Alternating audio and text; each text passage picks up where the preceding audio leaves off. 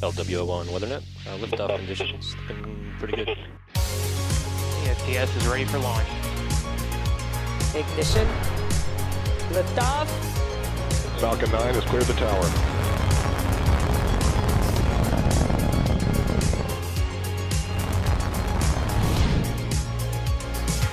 Ten, 9, 8, Side booster ignition. 6, 5, 4, 3, 2, 1.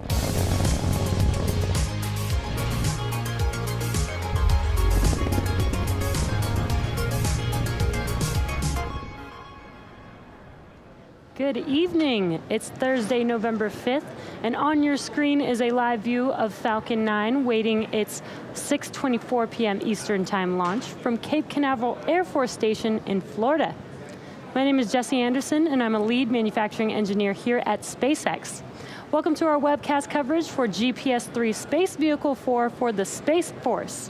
The U.S. Space Force satellites provide mission-critical global access, persistence, and awareness for our national security and have become vital to our global community and world economy. The Global Positioning System, or GPS payload, will provide a diverse range of navigation and timing services for both civil and military purposes.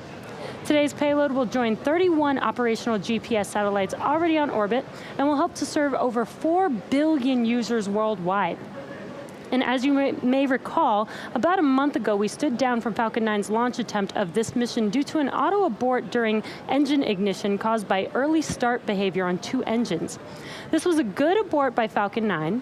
The rocket did exactly as it was programmed to do when the data indicates something doesn't look as we expect it to right before liftoff. We sent those 2 engines to Texas for further testing, and it turned out that there was a blockage in a vent passage that leads to a relief valve on the gas generator.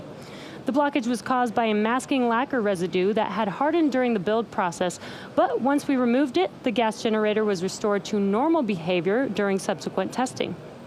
This was a really great find. It allowed our teams to fix something that is very subtle but can have some negative impact on the engine behavior, as well as allowed us to make sure that we can prevent this from happening again in the future. The 2 engines which first exhibited the early start behavior on this booster were replaced with new ones, which were tested again during our full duration static fire. Both engines look great, and the rocket is healthy for flight today. So let's take a closer look at the vehicle that will launch the GPS-3 satellite. On your screen is a view of Space Launch Complex 40 with Falcon 9, our 2-stage liquid-fueled launch vehicle getting ready for liftoff. Falcon 9 stands 229 feet or 70 meters tall, which is slightly taller than a 21-story building. The bottom 2/3 of the vehicle is a brand new first stage. Its job is to accelerate the vehicle all the way to the edge of space, where it will drop off the second stage carrying the payload. Tonight, we will be attempting to recover the first stage on our drone ship, Of Course I Still Love You. And there you can see it on your screen right there in the middle of the Atlantic Ocean. What's really exciting is that this specific booster is planned to support the GPS-3 mission next year, which will be the first time that the U.S. Space Force has agreed to fly a flight-proven booster. About 2.5 minutes into flight, the first and second stage will separate, and the second stage will ignite its single Merlin vacuum engine to carry the GPS satellite to a highly elliptical orbit. Separation from second stage will occur approximately 4,000 kilometers above Earth, and then the satellite will perform berms to raise its position to enter a circular MEO, or medium Earth orbit, and reach an apogee of approximately 20,200 kilometers above Earth. An apogee is basically just the furthest point from Earth, or the highest point that the satellite will reach in orbit. Inside of that structure on your screen, this is at the very top of the rocket, is where the GPS-3 satellite sits. And that structure is what we call the payload fairing, which is about 17 feet or 5 meters in diameter and about 43 feet or 13 meters tall. This payload fairing protects the satellite from aerodynamic heating, loads, and contamination during ascent. But once we get into the vacuum of space, we no longer need this protection, so we will jettison the fairing halves to save some weight as the second stage continues with the satellite to its targeted drop-off orbit. The fairing halves we are using today are new, but due to upgrades being made to our recovery boats, we will be attempting to pick these halves up out of the water using our recovery vessel, Miss Chief, today. And there is Miss Chief on your screen, heading to the pickup zone. The large trusted structure next to Falcon 9 is the transporter erector, or the TE, and you can see that on your screens to the left side of Falcon 9. The TE is used to roll the Falcon 9 to the launch pad and raises it to its vertical launch position, as well as routes power, fluid, and communication to both the rocket and the satellite. Now let's get a status update on the vehicle. Good evening from the webcast desk here at SpaceX headquarters in Hawthorne, California. I'm John Insberger, Falcon 9 Principal Integration Engineer. It's been a quiet countdown during the day, working relatively few minor issues. The teams are ready to launch as we approach T-minus 8 minutes to liftoff. Now we're launching from Space Launch Complex 40 here in the dark of Cape Canaveral. This will be our third GPS launch, and all of them have been from this launch pad. Now the spacecraft team performed functional checkouts of the GPS satellite during the day, and the Falcon 9 team began their final checks of the launch vehicle at T-minus 2 hours. At T-minus 38 minutes, the team concluded their electronic go-no-go poll and gave the okay to proceed into propellant load and launch. The team then began loading propellant at T-minus 35 minutes. We load the propellants as close to launch as possible in order to keep them cold. Both the first and second stages use the same propellants, as the second stage Merlin engine is very similar to those on the first stage. This allows us to make the second stage like a shorter version of the first stage, and this commonality is one of the many reliability features in the Falcon design. Now our fuel is a refined form of kerosene known as RP1. Our oxidizer is super chill liquid oxygen called LOX. I mentioned keeping the propellants cold. We chill the liquid oxygen as cold as we can get it, allowing us to load more into the booster. Now currently the second stage is fully loaded with RP1 fuel, and the first stage continues loading for another minute. Liquid oxygen is also loading on both the first and second stages right now. We're also loading helium into storage vessels on the first and second stages. During flight, we'll take this cold helium, run it through heat exchangers on the Merlin engines. That heats the helium up, and as it expands, we use it to fill the empty volume in the propellant tanks that's created as the engine pumps pull the propellant out of the stages. Now, you just may have heard a moment ago, we're inside of 7 minutes. We have begun engine chill in. That will cool the turbopumps and avoid thermal shocks when we start them at T-minus 2 seconds as part of the ignition sequence of the Merlin engines. The spacecraft team has transitioned the GPS payload to internal battery power, occurring just as we came on the air at T-minus 13 minutes. That is their last major activity required before launch. Currently, the range is green, ready to support. The weather, the only thing we've really been watching is the ground winds. They've been marginal, but for the moment, everything continues to look good. We've got about 17 miles an hour from the east. That's within limits. Now, if we do have to call a hold on today's launch, we have a backup opportunity tomorrow with liftoff time scheduled a few minutes earlier at 6:20 p.m. Eastern Time. Now, all systems continue to be go for a liftoff just past 6:24 p.m. Eastern Time. As we mentioned earlier, today's mission is for the U.S. Space Force launching the GPS-3 Space Vehicle 4 payload. Now we'll hear from the Air Force's Lieutenant Colonel Margaret Sullivan and Lockheed Martin's Tanya Ladwig for more information on tonight's payload.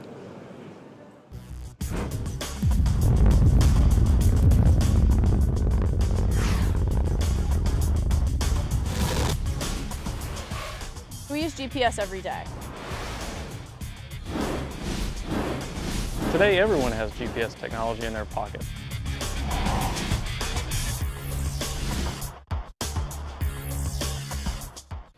It's 25 years of space-based position, navigation, and timing, supporting the entire world. GPS touches the lives of everyday people all the time.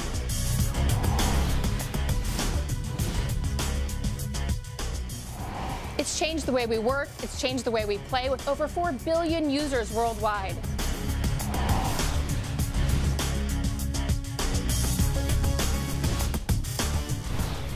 We're already preparing for the next generation of GPS satellites with our GPS 3 follow-on contract, and we're inserting greater technology for greater capability.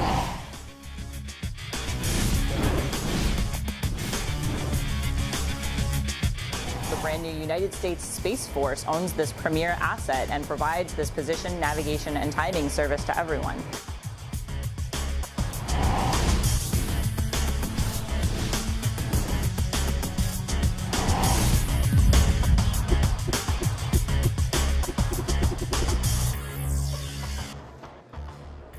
We're currently less than 4 minutes from liftoff. Everything continues to be go for launch.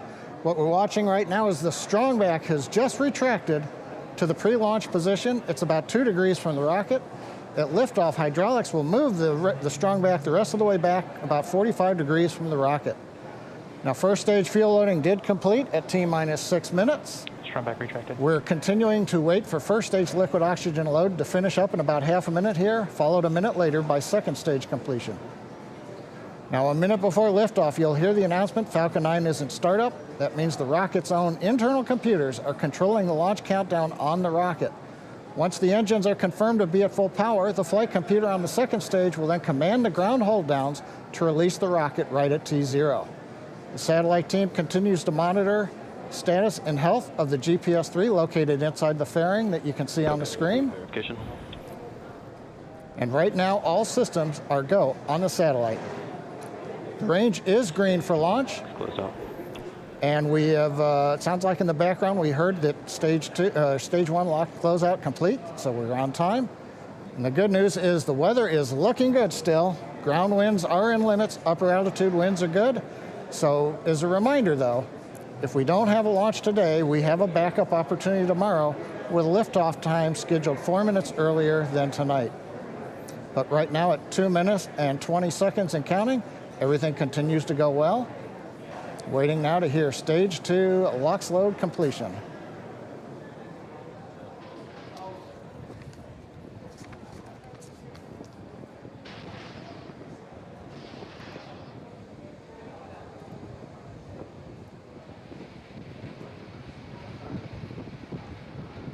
Stage 2 LOX close out. T-minus a minute, 51 seconds, and we've heard the stage 2 LOX loadout call. We're now, since we're finished loading liquid oxygen onto the second stage, we have to drain the line back that runs the length of that strongback you can see next to the Falcon 9. And as we do that, we'll vent off pressure, and that'll create the large white cloud that you see around the strongback and maybe the rocket, depending how the wind's blowing. That's nominal. That's what you see right there. That's just us bringing everything back down the line as we're closing out propellant and pressure loading on the Falcon 9.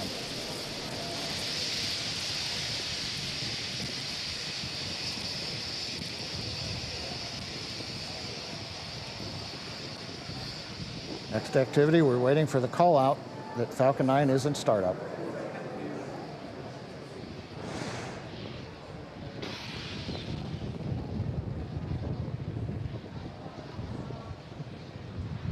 Falcon 9's in startup. There it is. Computers have taken over the Falcon 9. We're pressurizing first and second stage tanks for launch. Waiting for final go. The mission director, Stage go 2 for press launch. flight.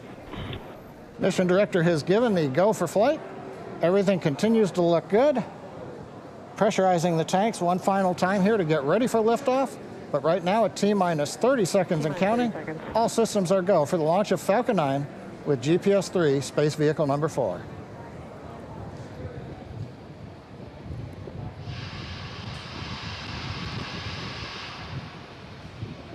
T-minus 15 seconds. Falcon 9's configured for flight. 10, 9, 8, 7, 6, 5, 4, 3, 2, 1, 0. Ignition. Liftoff. Go Falcon, go GPS.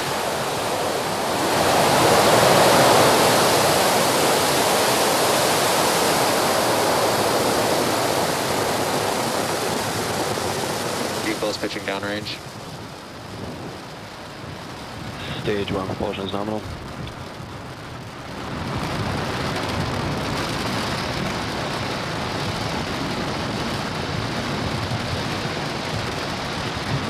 "30 seconds into flight, propulsion says the Merlin 1D engines are nominal. We're on trajectory and preparing to throttle down in preparation for maximum dynamic pressure."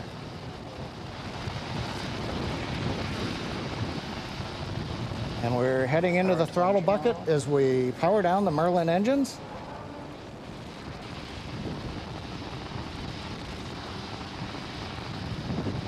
And throttling back up now. M1D engines back up at full power. Supersonic.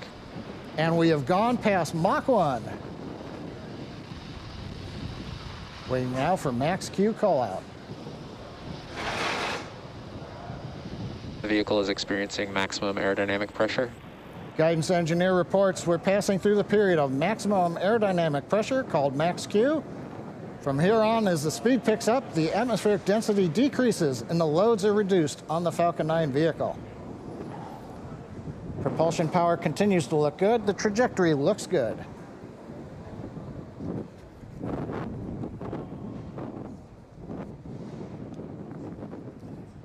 MVAC engine chill started. The engine chill in call out on the MVAC second stage engine indicates we've begun chilling that turbopump like we did with the first stage engines, getting ready for ignition of the upper stage engine.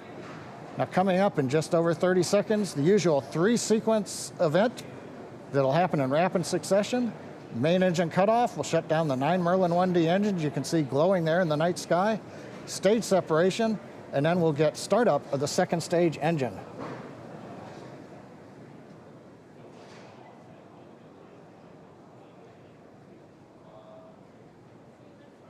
Nice view from the ground camera looking up at the 9 Merlin 1D engines on the business end of the Falcon 9 first stage.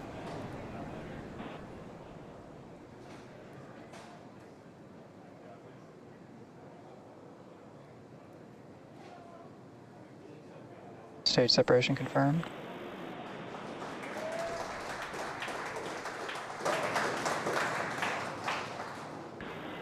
And VAC startup.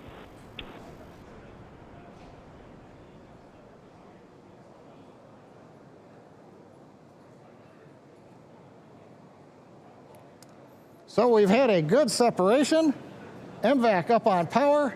On the left screen, the first stage continuing to coast downrange as it begins to deploy those large titanium grid fins. Trajectory continues to look right down the middle. Both stages are following nominal trajectories. Guidance confirms we're on nominal trajectory with both stages. Acquisition of signal, Maryland. Maryland reports they've got signal from the second stage.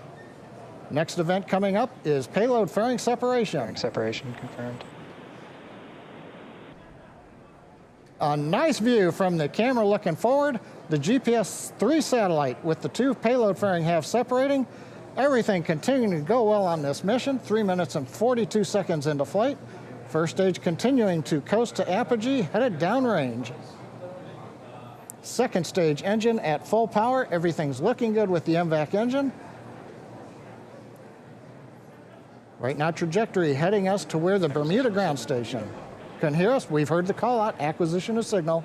Bermuda now getting the telemetry from the Falcon 9 second stage. So 4 minutes, 8 seconds into flight, everything going well on the flight of Falcon 9 with GPS-3. Both stages continue to follow nominal trajectories. And at T plus 4 minutes and 20 seconds, we're currently in the first of 2 planned MVAC burns. And we just passed T plus 4 minutes and 23 seconds, and that's actually when the first stage reaches apogee of 120 kilometers, almost 400,000 feet. At stage separation, the first stage velocity is about 2,200 meters per second, or 5,000 miles per hour. So right after stage separation, the first stage, still moving at such a high velocity, continues to raise its altitude as it coasts for a couple of minutes. Basically, the first stage almost doubles its altitude from stage separation, which occurred at about 69 kilometers or 226,000 feet, to when it reaches apogee, and then it starts its return back to Earth. And again, apogee is the highest point, or the furthest that it is away from Earth in the trajectory of the first stage. Now the next major milestone that you'll be able to see on your screen is the first stage's entry burn.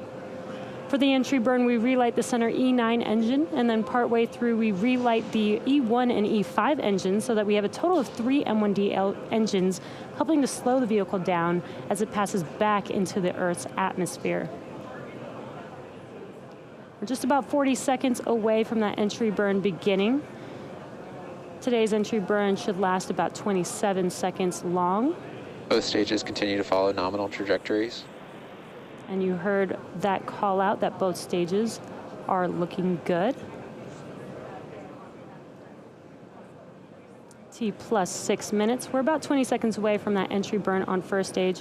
And it is nighttime over there on the East Coast, so hard to see that first stage on the left-hand screen, but once entry burn begins, it should light up that screen. We should be able to see first stage pretty well.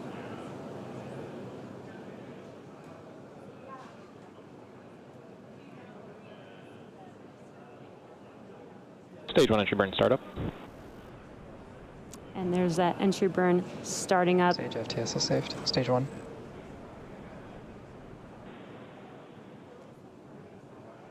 You could see the plume started off small and it got a little larger, and that is because we started with one single engine and added a couple engines for a total of 3 for this entry burn. Stage 1 entry burn shut down.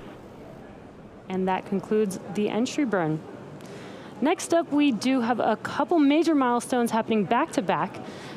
The start of the landing burn for first stage, followed immediately afterwards by SECO 1 on second stage. And SECO, which stands for second engine cutoff, is where we shut down the MVAC engine to allow the second stage to coast, which preserves the fuel until we need it for the final burn to take us to our targeted orbit for the GPS-3 satellite. Then about 25 seconds. Okay, stage 1 expected. Then about 25 seconds after SECO 1, we'll hopefully have a nice view of the first stage touching down on, of course, I Still Love You. And there's that drone ship on your left-hand screen. Stage 2 has entered terminal guidance. Stage 1 transonic. Just about 20 seconds away from those two events. Again, the landing burn, followed by SECO 1 on second stage, just a couple seconds after that landing burn begins. Stage 2 FTS is saved.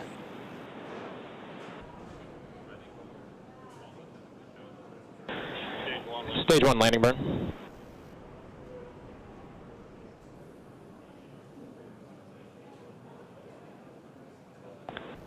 And SECO. And there we've had SECO waiting for confirmation of good orbit as first stage returns to Earth. Stage 1 landing leg deploy. Nominal parking orbit. There's good orbit, and at the same time, we have touchdown of our Falcon 9 on, of course, I Still Love You. And again, that did happen at the same time, so we did have SECO and good orbit of our second stage. 2 expected. And there you can see on your left-hand screen, first stage landed on, of course, I Still Love You. This marks the 16th Falcon 9 landing just this year and the 64th of all time. And we're looking forward to seeing this booster take its second flight on the next GPS mission next year. Now, the second stage vehicle has now entered its first coast phase, which will last about 54 minutes, and we will light that MVAC engine for a second time shortly after T plus 1 hour and 3 minutes. So we're going to take a quick break, and as always, we leave you with an animation so that you can keep an eye on where that second stage is throughout the coast phase. So we'll see you back here at T plus 1 hour and 2 minutes.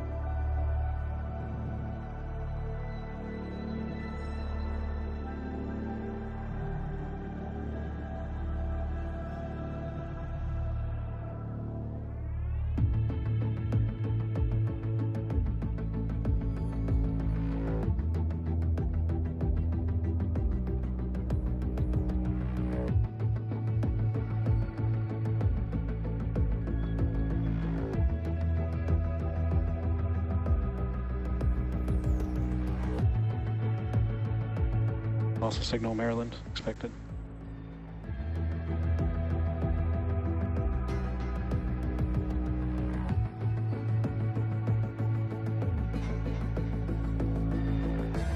Also signal Bermuda expected.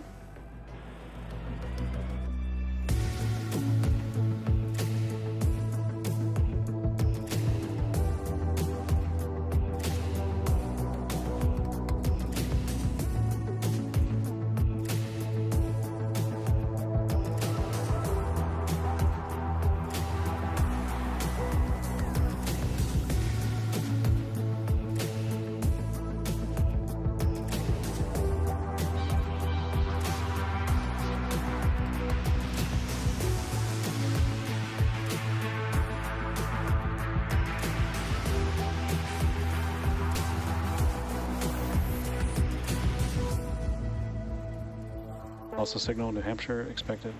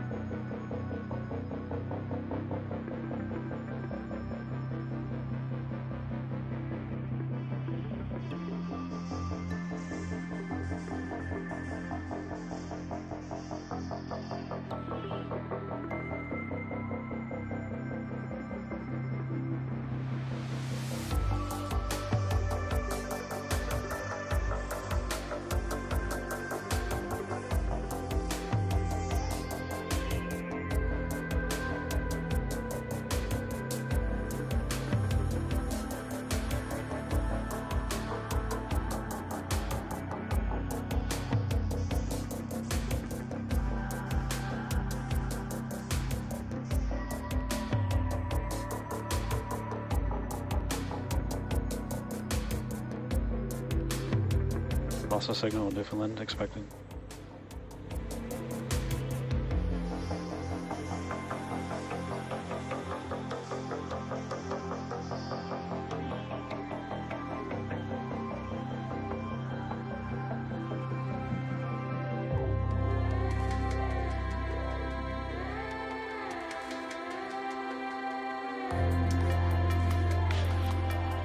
Acquisition of signal, Goon Hilly.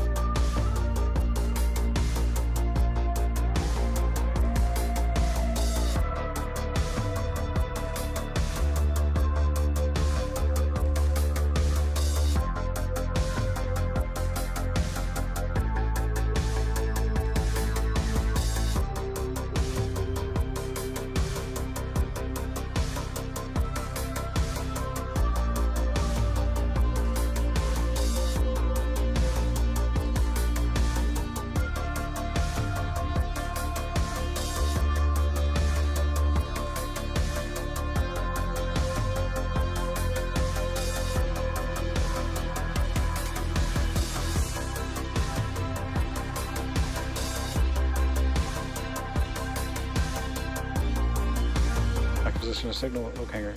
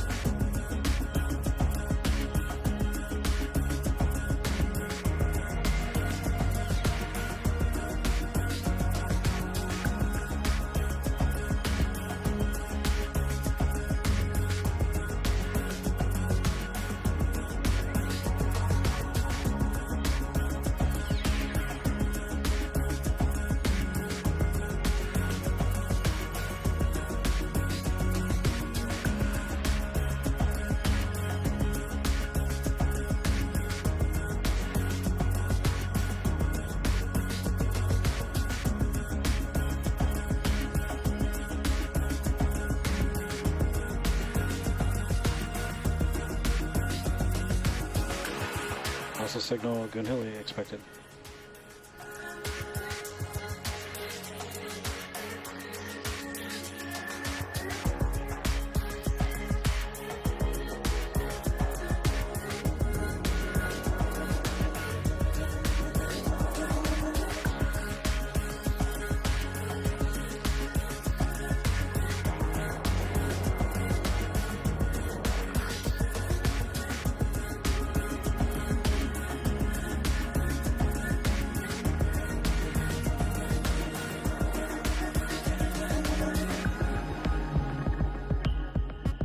Also signal okay expected.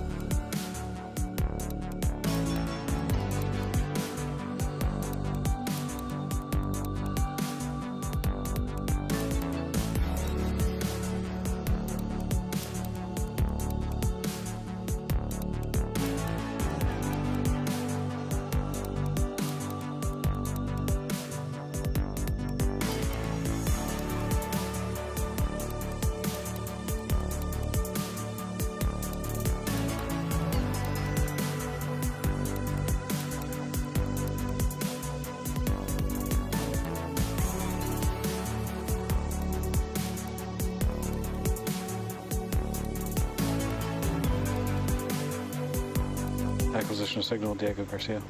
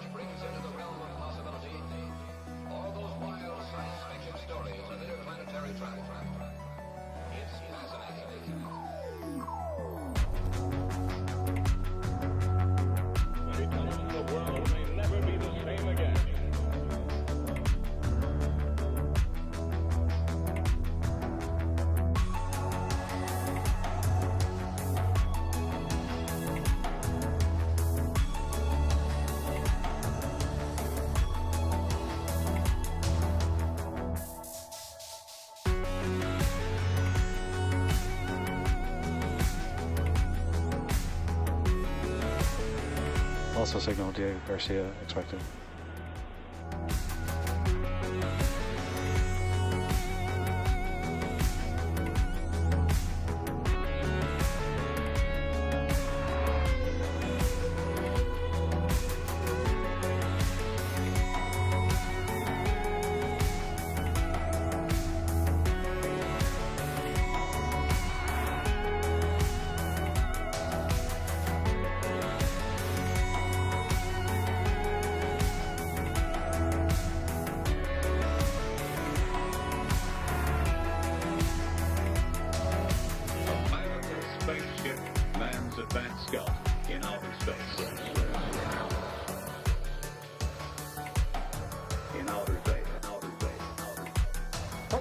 Precisely kind of information do you want from the study? What do you want? What do you want?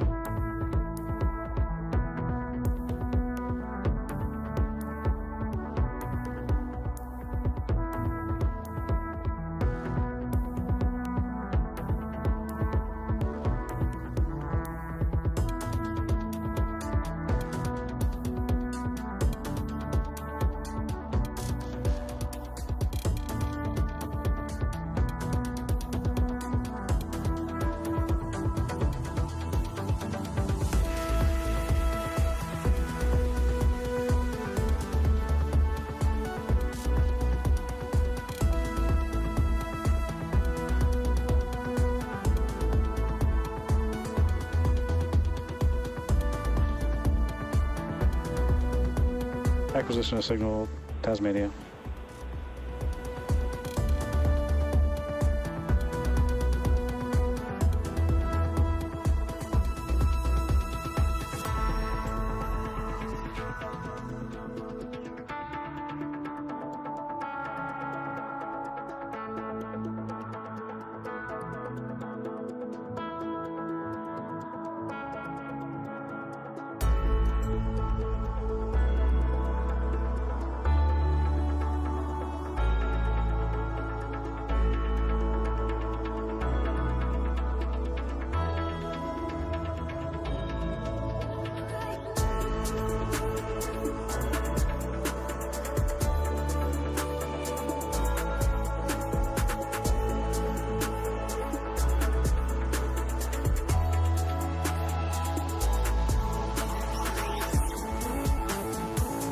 MVAC engine chill started.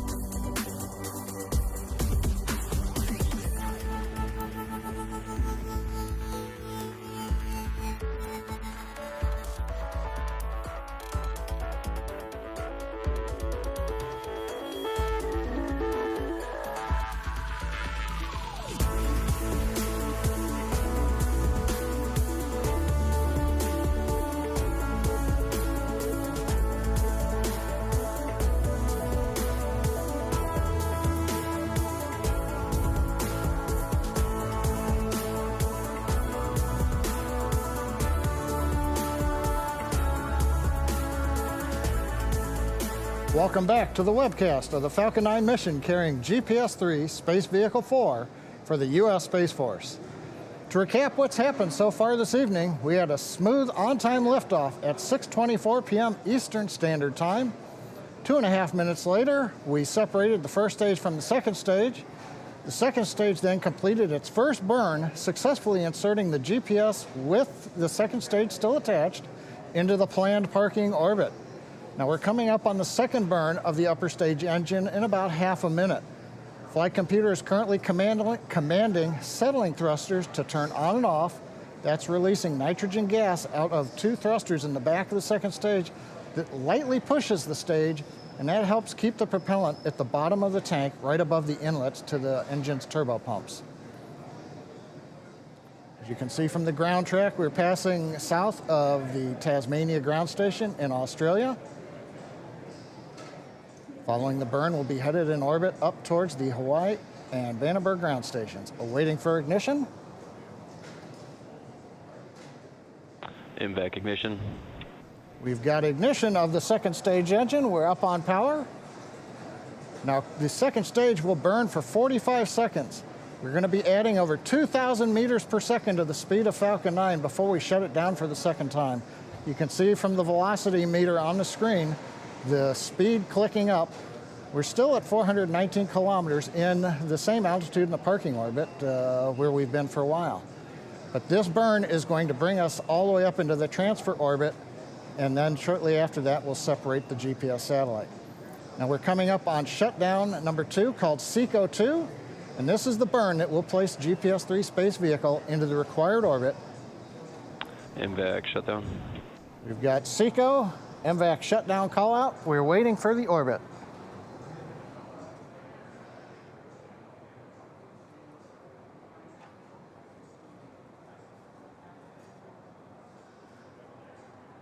Nominal insertion orbit.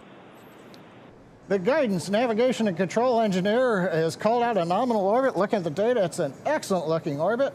So second stage in a good orbit, GPS spacecraft is still attached to the Falcon 9 at this time. Now we're going to go through a series of events to get ready for separation. A little bit after we have finished a short coast, we are going to start a slow spin of the second stage. That's going to help stabilize the GPS satellite when it's released from the second stage.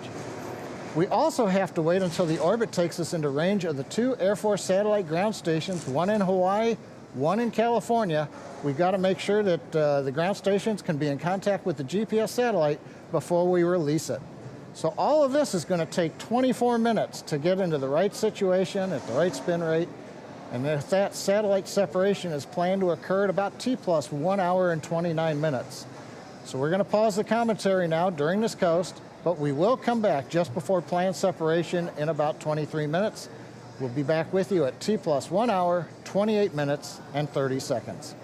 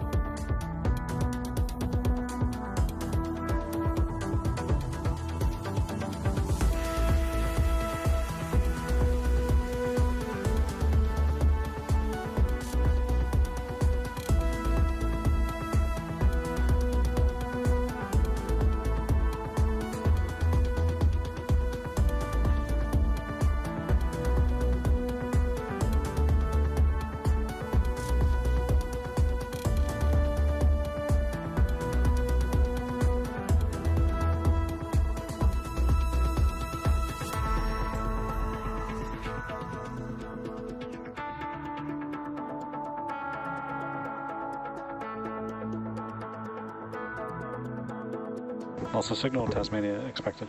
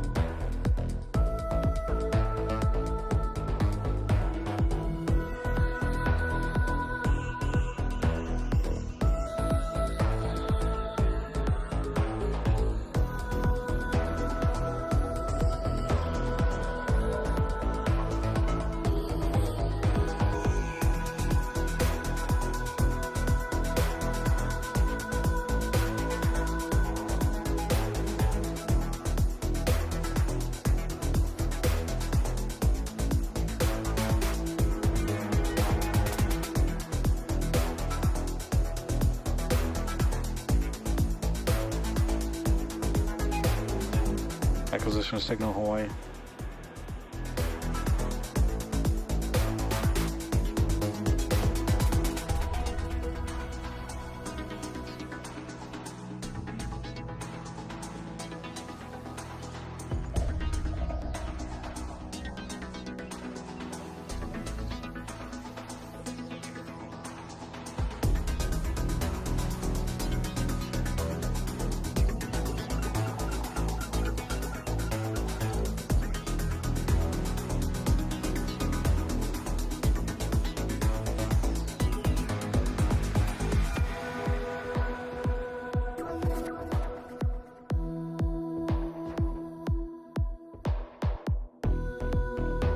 Acquisition signal Southern Peak.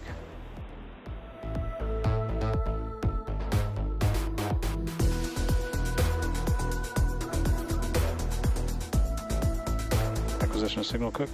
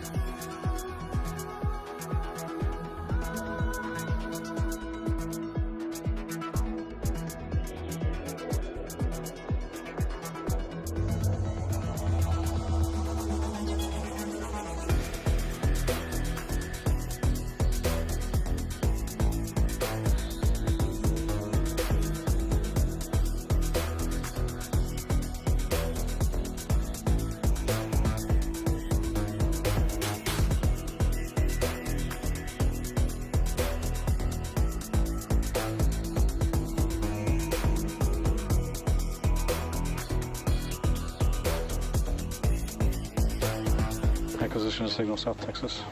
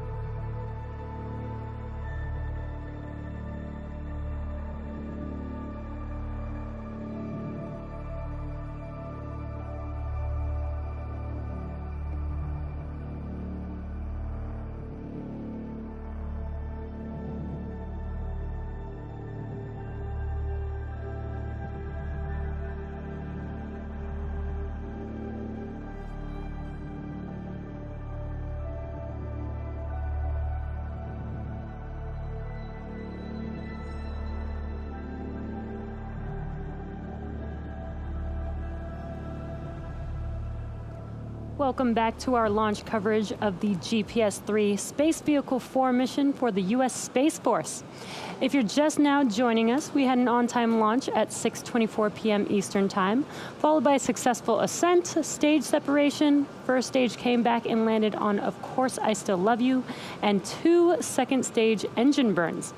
We have just one more major milestone coming up to complete today's mission, which of course is the deployment of the GPS-3 satellite from Falcon 9's second stage just about 15 seconds from now. Currently, the second stage is rotating to stabilize the GPS-3 satellite, and we're currently in view of those 2 customer ground stations on the western U.S. that John mentioned earlier that are necessary to connect to prior to deployment today. We've got a nice live view of that GPS-3 satellite. Payload deploy confirmed. And there confirms the deployment of the GPS-3 satellite as it's drifting away from Falcon 9 with a nice sunlit view there. This confirms a successful spacecraft separation, and that completes our primary mission, which will bring today's webcast coverage to a close. And it's a great view of the GPS satellite drifting slowly away from the Falcon 9 second stage, and it's a great way to bring a webcast to an end. We'd like to thank the U.S. Space Force for entrusting us with today's GPS-3 Space Vehicle 4 mission.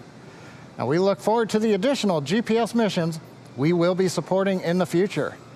Special thanks this evening to the 45th Space Wing for range support, and to all of our viewers, thanks for joining us for today's mission, and have a good weekend.